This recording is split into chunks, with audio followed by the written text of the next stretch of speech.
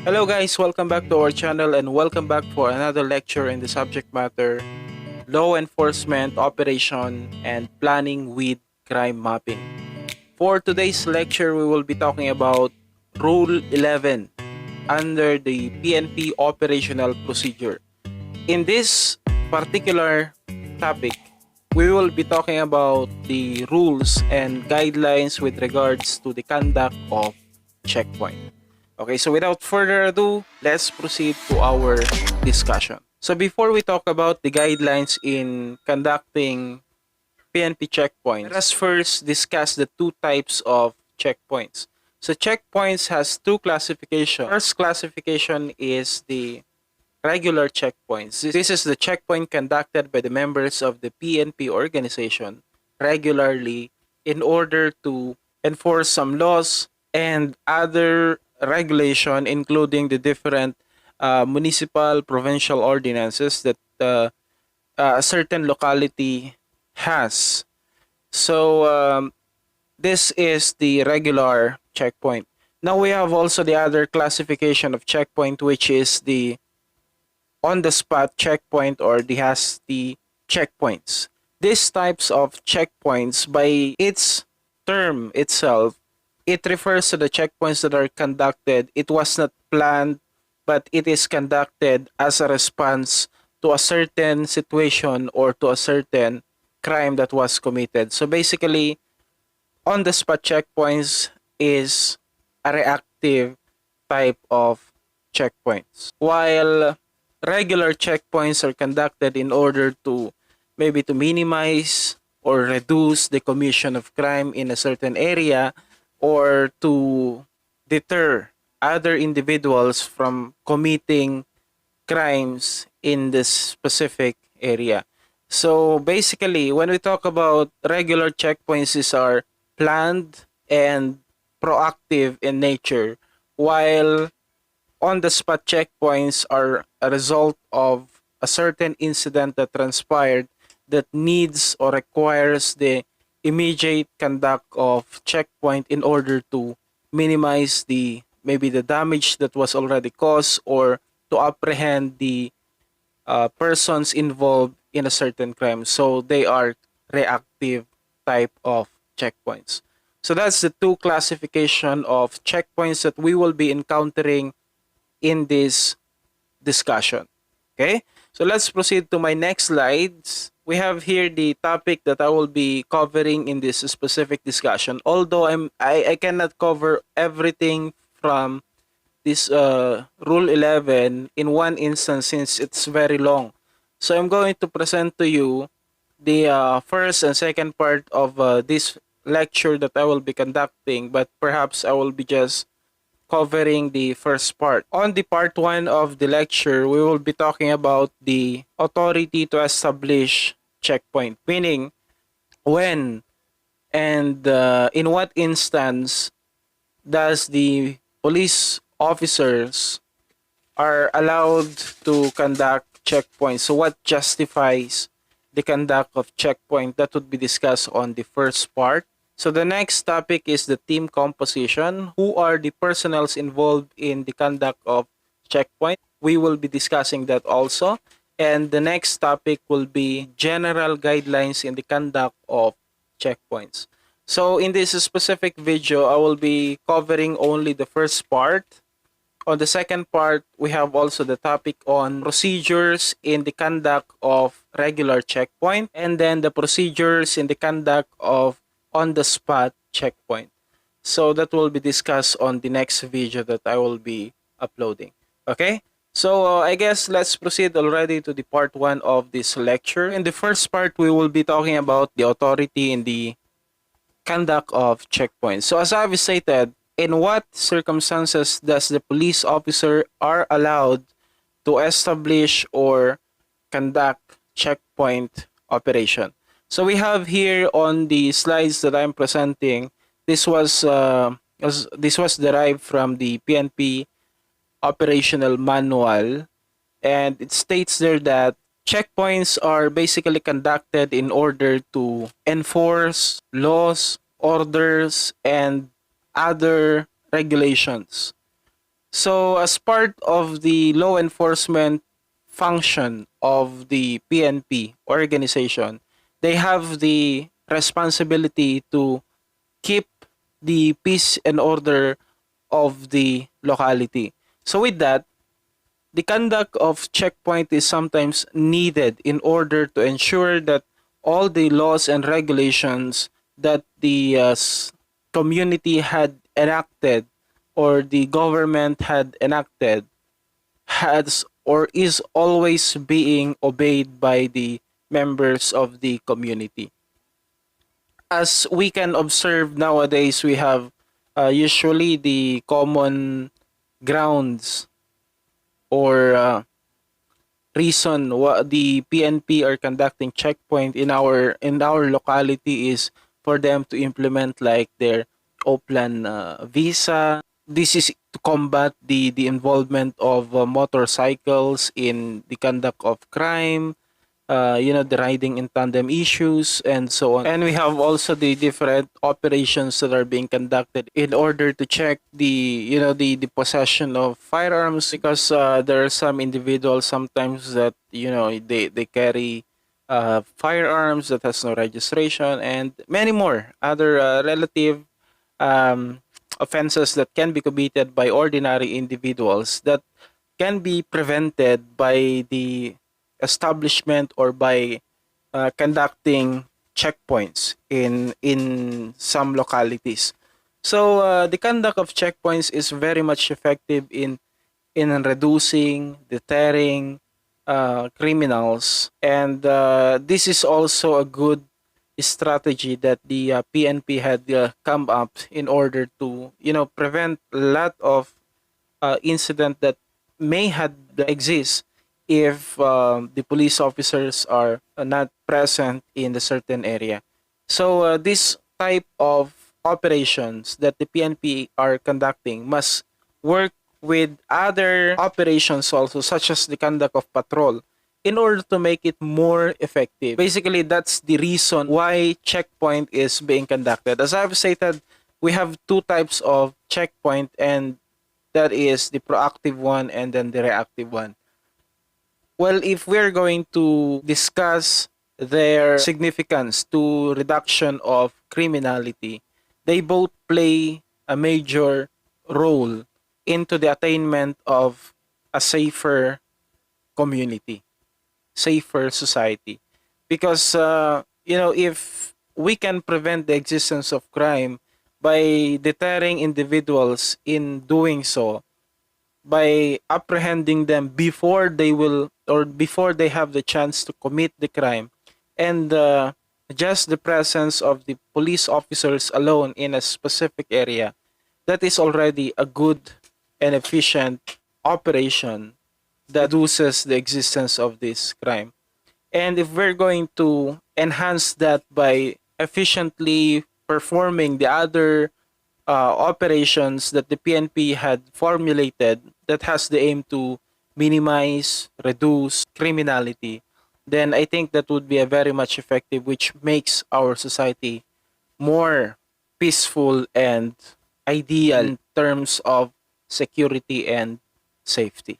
So that's with regards to the authority to conduct checkpoint. That is the reason why they are conducting checkpoints, and that's the purpose. That's basically the purpose of the conduct of checkpoint. So other issue with regards to this, as we're talking about the authority to conduct checkpoint, the PNP cannot just put up a checkpoint without first securing an authorization from their head of office. So a requirement before they can put up some checkpoint is of course the permission coming from their head of office, especially to the place where they are deployed.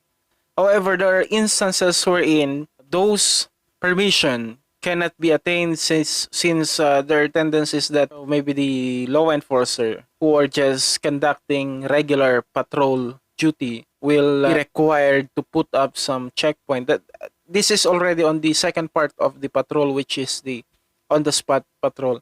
Those type of instances are the possible exemption to to this rule, wherein it may be done informal. The permission may be secured informally, since the urgency of the matter is very instant. So there are also exemption with regards to this specific requirement in the conduct of checkpoint.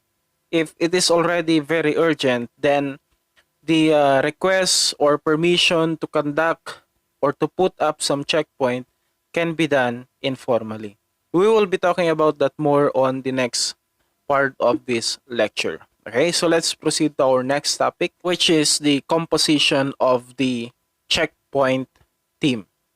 We have there the question: in the conduct of checkpoints, who shall be the persons to be involved in manning the checkpoint? So we have here at least seven individuals. It's a minimum. Usually it's an 8, but we have here the 7 responsibilities that PNP officers shall be adopting in the conduct of checkpoint. The first one is, of course, the team leader. The team leader is involved in the overall supervision of the checkpoint. And of course, being the team leader, he must at least be at the rank of police inspector and above. So that's the minimum qualification of the team leader in a specific checkpoint. Next is we have the spotter. What does the spotter do? Spotter is the PNP personnel who will point or profile suspected vehicle subject for checkpoint. So he will be the one who will identify the vehicles that needed to be flagged down for checkpoint. So as you can see, there are instances wherein the conduct of checkpoint is established for a specific subject to be apprehended. This is in the case of on-the-spot checkpoint, because on-the-spot checkpoints are usually being conducted in order to apprehend suspected individuals who either had run away or fled from another police officer who may be pursuing them or trying to catch them. So in those cases, the spotter will be responsible of identifying the vehicle that needed to be stopped. In the conduct also of regular checkpoint, the spotter will be responsible of flagging down those vehicles who have obvious violations. Like, for example, in the conduct of checkpoint, they come to notice that a certain motorcycle rider was driving his motorcycle without a motorcycle helmet and other protective gear. So the spotter will be identifying those types of riders or drivers who have clear violation, and they will be flagging them down. That's the responsibility of the spotter. And the third person in the composition of a checkpoint team is we have the spokesperson. So the spokesperson is responsible for communicating to the motorists who are being subjected to checkpoints. So he is in charge of explaining the reason why the checkpoint is being conducted, the purpose of the checkpoint, and explaining whatever if the person had violated something. He will be in charge of explaining his own violation. So basically, this is the person that talks to the motorists, to the riders, to the drivers whenever they need to answer or wait, whenever they need some clarification with regards to the conduct of the checkpoint. So that's the responsibility of the spokesperson. But basically, sometimes all of them already are qualified as the spokesperson, because since they are a law enforcer, they know already the justification of what they are conducting, and they can explain the legality of the checkpoint to the motorist. However, if there are instances that some complicated questions are being asked, or maybe the officers who flag down the motorist cannot answer the questions being asked by the motorist, then the spokesperson, the assigned spokesperson in that team may be the one who will be dealing with those motorists. So at least they have the spokesperson. Okay. Then the next is we have the investigation sub team. So the investigation sub team are in charge with the investigation if there are some instances wherein a crime has been committed while they're conducting a checkpoint, they come an encounter with a certain crime. So that's the responsibility of the investigation sub team. Another responsibility of the investigation sub team is with regards to documentation. So everything that may transpire in the checkpoint must be properly documented. If there are individuals who happen to have committed a crime, for example, during the conduct of checkpoint, they apprehended some individuals who possess illegal firearms, who possess illegal drugs and other illegal substances, and so on. So all of those things must be handled by the investigation sub-team as well as also the documentation. They must properly document everything to avoid any technicalities when the case is already being presented for litigation. As part of their responsibility also, they are in charge with regards to the issuance of a ticket if there are some violations that had been committed by the motorist. Then we have also the search and arresting sub-team. So what is the responsibility of the search and arresting sub-team? Of course, by word itself, they are in charge of arresting individuals who had committed crime and searching for the belongings of that person who was arrested. So they are in charge for that. We cannot also remove the security sub-team in the essential composition of a checkpoint team.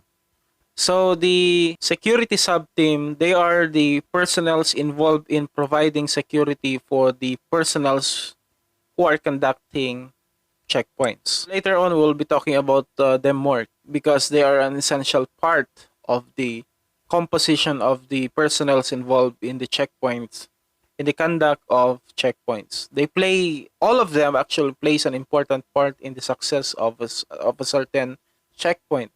And since we value life much more than anything else, the function of the security sub-team is very much essential as they are the one that provides security for the personnels involved in the checkpoints. Lastly, we have the blocking and pursuing sub-team.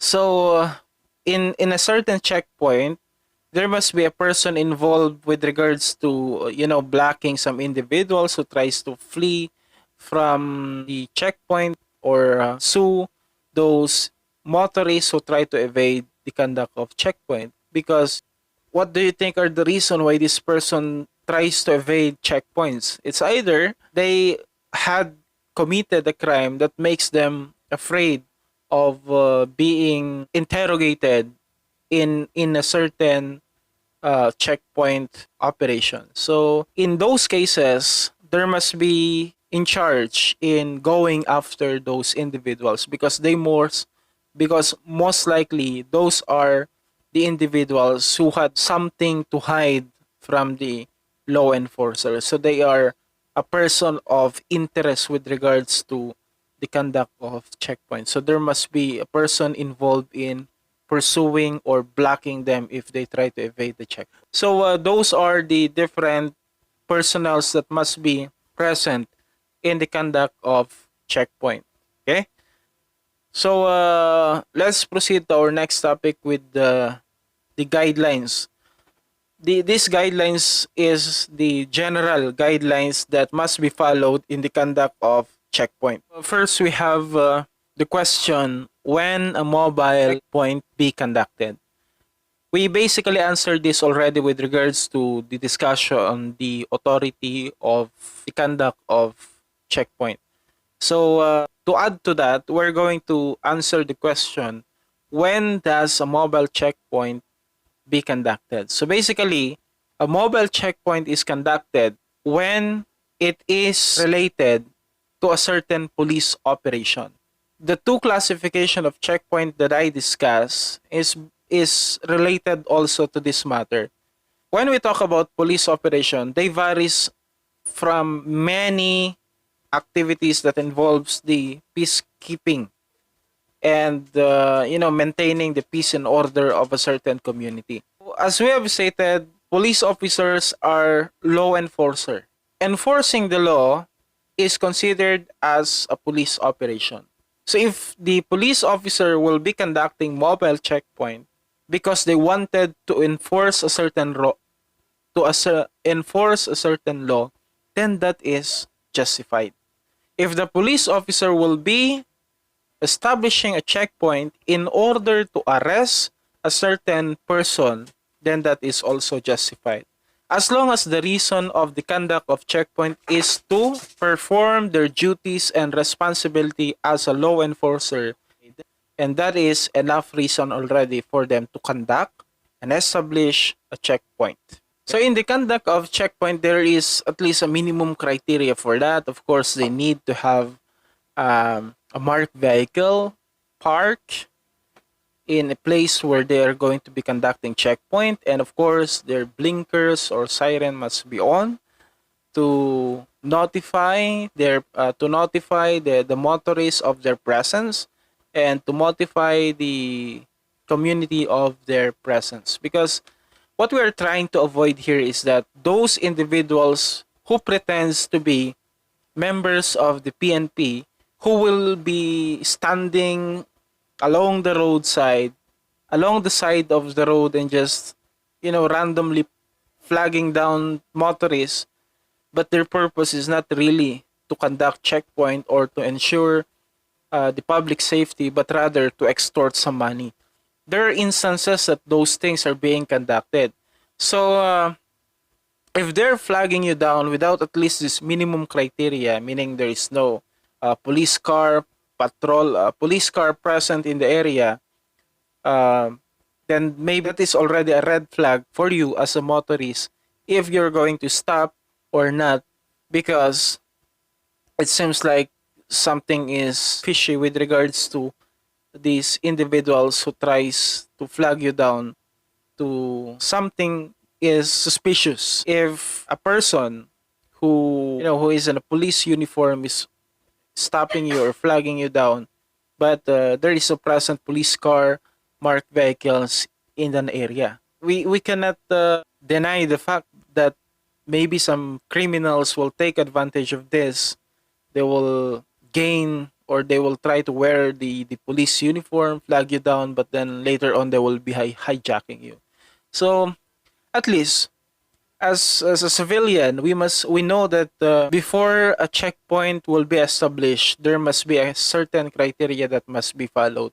And if those criterias are not present, then maybe you have the right not to oblige those individuals if the minimum criteria in the conduct of checkpoint is not present. So other criterias will be discussed in this topic. Okay, let's proceed to the next question. We have here why checkpoints is conducted. We basically answered this already. Checkpoint is conducted to enforce law, to enforce orders, and to enforce regulations. So that is the reason why checkpoint is being conducted. As we discussed, checkpoints is also sometimes being conducted in order to arrest a certain person. So there are instances wherein they're going after a certain person, but they can no longer they can no longer go near that person because maybe it's hot pursuit. So a checkpoint must be or might be established on the adjacent location, maybe in the road, on the adjacent road that this person, the police officer are going after, will be passing through. So that is also one of the reason of why checkpoint is being conducted, in order to arrest some individuals. So those are the reason. Now we have here the question, what composes the team who conducts the checkpoint? We discussed this already, right? We have the individuals that I mentioned together with their job description, if you may say. But in here, we're going to talk about them by numbers. First is with regards to the composition of the personnel manning the checkpoint.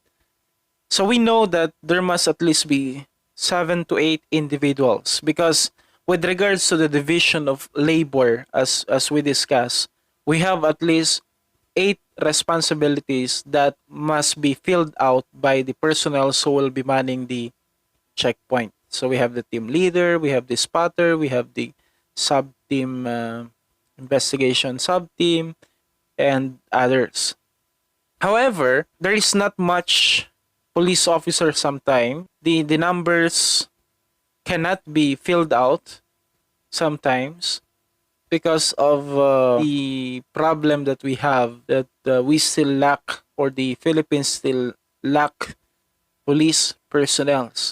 So there are instances wherein checkpoint operation will be manned by less than. However, the labor is divided among them, among themselves already. A police officer may become the team leader and also the inspector and also the spokesperson. A personnel might be a spotter and also he is the arresting officer and the investigating officer also in that checkpoint operation. So there are those instances wherein um, a certain personnel will be handling at least two roles in the checkpoint operation. Now, with regards to composition, if you may ask, is there a specific numbers or division based on gender that must be followed in the conduct of checkpoint? So basically, sometimes or most of the times in the conduct of checkpoint, it is very seldom that police women are being involved in the conduct of checkpoint unless there is a necessity that the police woman should participate in the checkpoint operation, because there are some instances wherein uh, they will be dealing with female civilians.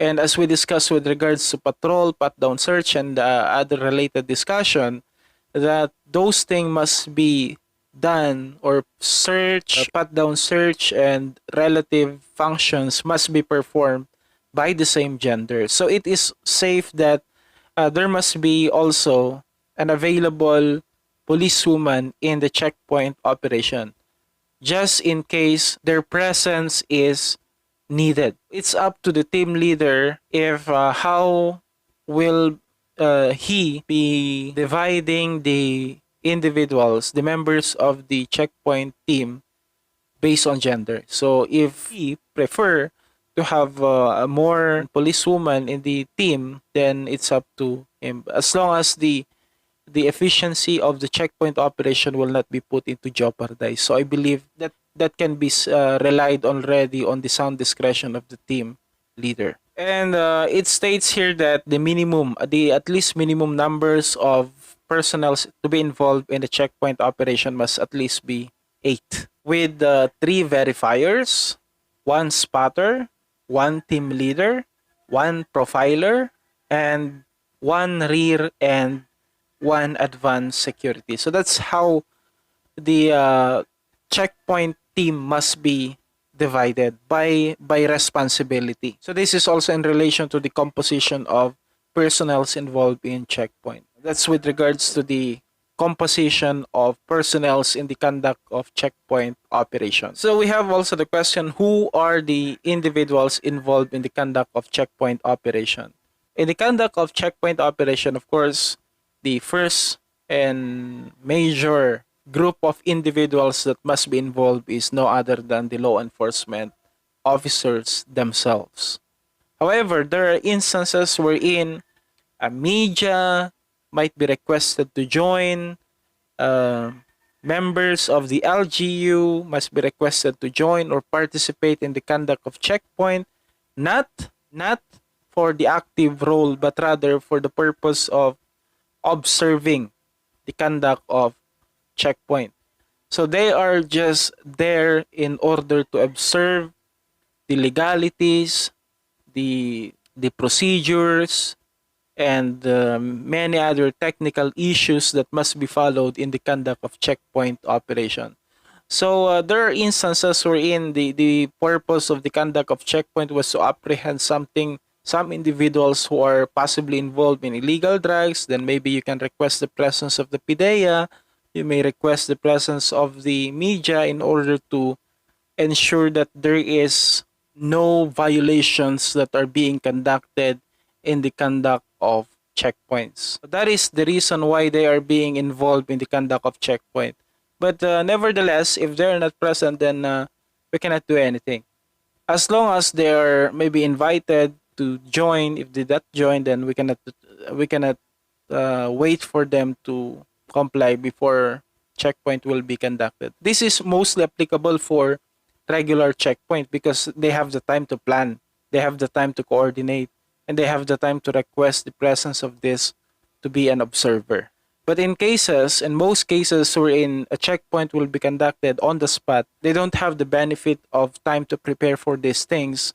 So it's not a requirement for them to have those things since they might involve them only for the purpose of observation, for the purpose of them witnessing the whole procedure so that they may serve as a witness on the legalities and technicalities in the conduct of checkpoint. So, as we have stated, we have the media, we have the POW, and also you may involve the civilians, but as an observer, not as an active participants. They will not be allowed to flag down vehicle, to check for registration, to check for license, and so on.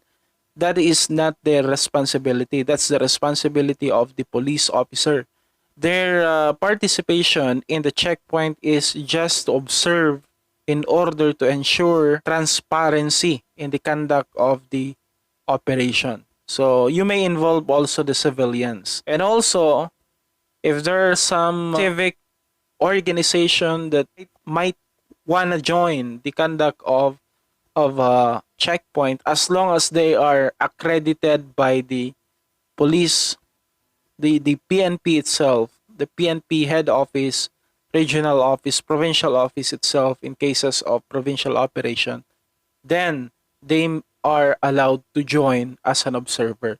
But if they are not legally recognized and accredited by the head of office of that certain station, then you cannot involve them nor give them permission to join in the conduct of checkpoint because we don't know if they are probably an enemy who are just observing things to maybe to discredit or to gain some information in that will be detrimental on the part of the organization or in the part of the government. So they must be, or before they may be allowed to join in the checkpoint operation, they must first undergo accreditation in order to ensure that their purpose is not to destabilize the organization or the government. So we proceed to the next question we have here. What is the prescribed uniform in conducting checkpoint? The conduct of checkpoint, basically it's known already that of course a police officer who will be conducting a checkpoint must be in his proper police uniform. He must be on a police uniform. PNP personnel who will be involved in the checkpoint must always be in their proper uniform because if not, then they are already violating these rules on the conduct of checkpoint. So for those civilians who are involved in the checkpoint, those civilians who are allowed to join in the conduct of checkpoint as an observer, they have also or they must also be in their prescribed or decent uniform, or their if they are a part of a certain organization, they must wear their organization's uniform with names and identification in order for them to be easily identified by the law enforcer and by the motorist itself. So everyone must be in a decent attire, decent uniform when checkpoint is being conducted. So that's the criteria with regards to uniform. It is also important here that we must take note that the possession of firearms shall not be allowed to the members of to the civilians or other civic organizations. So they are not allowed to possess any firearm because, as I've stated, they are not participating in the checkpoint as an active participants but rather as a passive participants. Their purpose there is to observe and not to actively participate in flagging down, checking papers, or apprehending criminals. They are just there as an observer, so there is no need for them to carry firearm. It is also important to take note the guidelines provided on the PNP operational procedure, which states that in Manila and other major cities, police officers who are manning checkpoints are not allowed to wear their field service uniforms or black fatigues. However, the only exemption to this is when the checkpoint is a result of a hot pursuit operation, or maybe they are going to be conducting a checkpoint in an area which is considered as high risk area.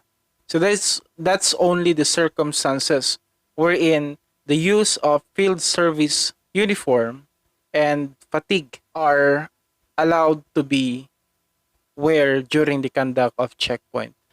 So basically, they should be wearing their regular police uniform, the regular one. But also, it is also prohibited that in the conduct of checkpoint that maybe some police officers are wearing fatigue, some police officer are also wearing their GOA, and while others are wearing their athletic uniform. So mixed uniforms in the conduct of checkpoint is strictly prohibited in the PNP organization. So they must have one specific uniforms in order for them to be easily identified. Okay? So that is with regards to the prescribed uniform or attire in the conduct of checkpoint. In no cases that they are allowed to wear civilian attire while conducting checkpoint. So let's talk about the criteria of the location when conducting checkpoint.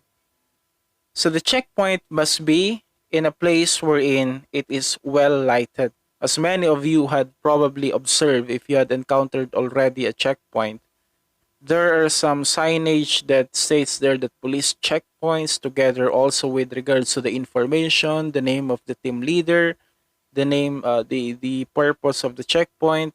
There are lights, there are blinkers, and many other necessary equipments that should be present before a checkpoint will be established. So ideally, this is how a checkpoint should look like. It has marked police vehicles, there are signage, there are lights, and others. If none of these requirements are present, then that can be already a suspicious operation. So if I were you with regards to that, I will not be endangering myself by stopping, since the checkpoint, the requirements, the basic requirements are not even present. There is always a chance that maybe they're not really a police officer if these minor details or these simple details are not present. So I will not be endangering myself, especially if some persons appears or acts as a police officer, then they are trying to stop you in a place wherein the location is very sketchy, the location is very dark, and other circumstances that will initially make you feel nervous. Prioritize our own safety. That's maybe it is justifiable to just go on your way if those basic details are not present. So That's what I'm thinking with regards to this. That is why a police officer, before they will be establishing a checkpoint, must be able to accomplish these things in order for them to establish their identity and in order for them to justify and, of course, make their operation more efficient. Okay? So, that is with regards to the location. Next, we have here the courtesy during the conduct of checkpoint, as we all know already. In the conduct of checkpoint, the police officer must always be courteous in dealing with the motorists because you are causing them inconvenience. Basically, you are stopping them on their way. So that is already an inconvenience on their part. So as a police officer, you must be courteous in dealing with them because it's a good way of building rapport to the member of the society if you show courtesy to the motorists, not as if it is their duty to stop and entertain you as a police officer, but rather it is a both win-win situation on both your part as a law enforcer since you're doing your responsibility and to the motorists whose safety is being secured. So it's a win-win situation. However, the courtesy must always be present. So as the first one who will be initiating the communication, the conversation, you should first show courtesy to the motorist. Okay? That's with regards to the courtesy. That's with regards to the courtesy matters. Okay, next question we have here. What are the limitations in conducting visual search? In my previous lecture with regards to pat-down search and spot search, I mentioned that pat-down search and any type of search must be done only through plain view. So no search must be made that will already violate the plain view doctrine. The same is true with regards to the checkpoint operation. The conduct of checkpoint must be limited in plain view only. See, if the object is not, if the object found was not readily visible with the naked eye and with your senses, and there's a need for you to open something, to remove something, to remove some cover, and many other actions that are considerably not already part of the plain view, then that is the limitation. You cannot do that. The only way you may be able to allow to open up some items to search more than what the plain view doctrine provides is when the person had committed crime in your presence or the person waived his rights against illegal searches. So those are only the circumstances. And also, of course, if you have search warrant present with you. So that is only the three circumstances that I can think of that you as a police officer may be allowed to open part of the vehicle, to open some hidden objects and relevant matters.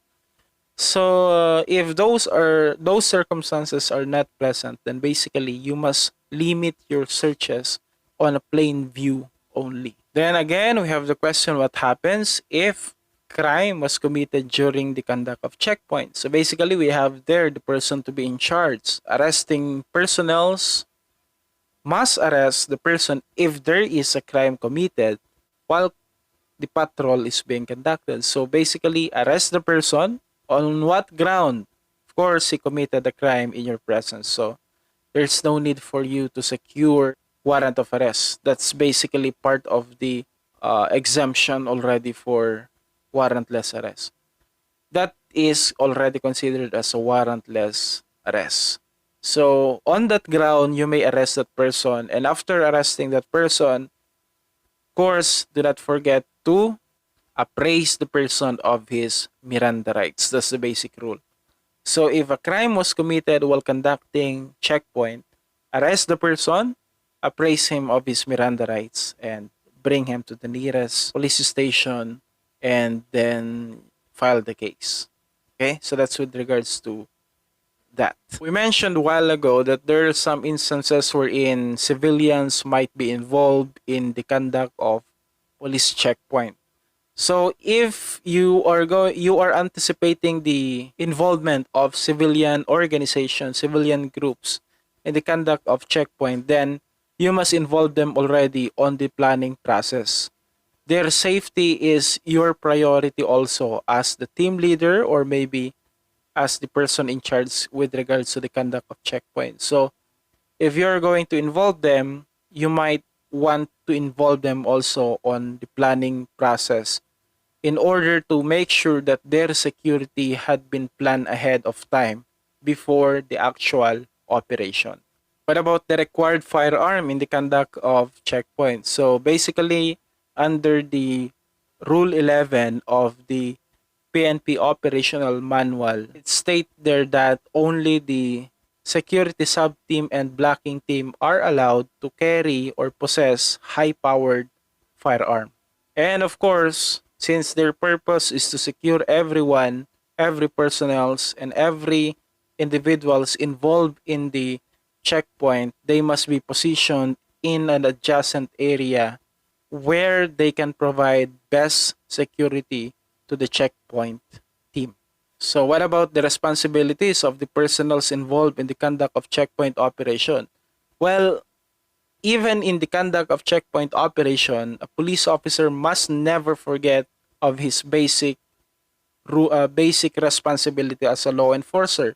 So aside from checking registration, checking papers, searching for suspicious objects, and many more, the other part or other function of the police officer shall still be performed. Like for example, some motorists need to ask for directions, or some motorists requested your assistance for some errands relative to safety and others. They should be still be readily available to perform those other responsibilities, because maybe they would be saying, okay, I am not going to help you because we're conducting a checkpoint. That is wrong. So even if you're conducting a checkpoint, you are still a police officer who has responsibility towards the community. If they need your assistance for something, especially if that is related to crime and safety, then you should still be readily available to respond to those calls. So what about the checkpoint equipments? As we have stated already on our slides earlier, there are some equipments that needs to be there on the checkpoint location in order to establish that that is a legitimate checkpoint operation. Like for example, signage. If there's a need for them to have something to shade on, so chairs, tables, and many other equipments that must be present in there. So they themselves must provide these things for them not to be seeking the assistance of the members of the community to where they're going to be conducting their checkpoint. So the checkpoint team must secure already ahead of time the different equipments needed in the conduct of checkpoint.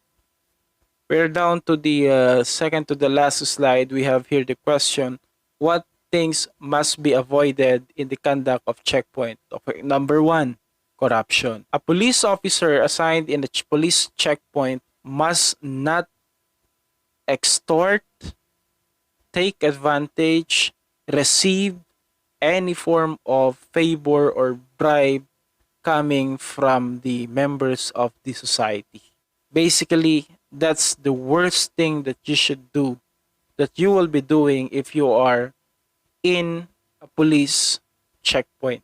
that will degrade the entire organization. So avoid any form of corruption. Even simple act of gestures or appreciation because you are doing your job properly. Maybe somebody would ask or give you something like a merienda, something like foods and simple acts of gesture.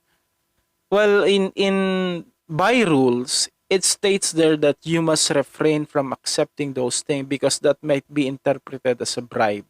I don't know in reality because this may seem absurd that if somebody offered you a food, of course you're not going to eat it, and then that would be very offensive to the part of the person who will be offering you that food. But as the justification of the rules under the conduct of checkpoint, it states there that voluntary offer of cash or in kind from motorists, from the community member passing through the checkpoint should be absolutely refused.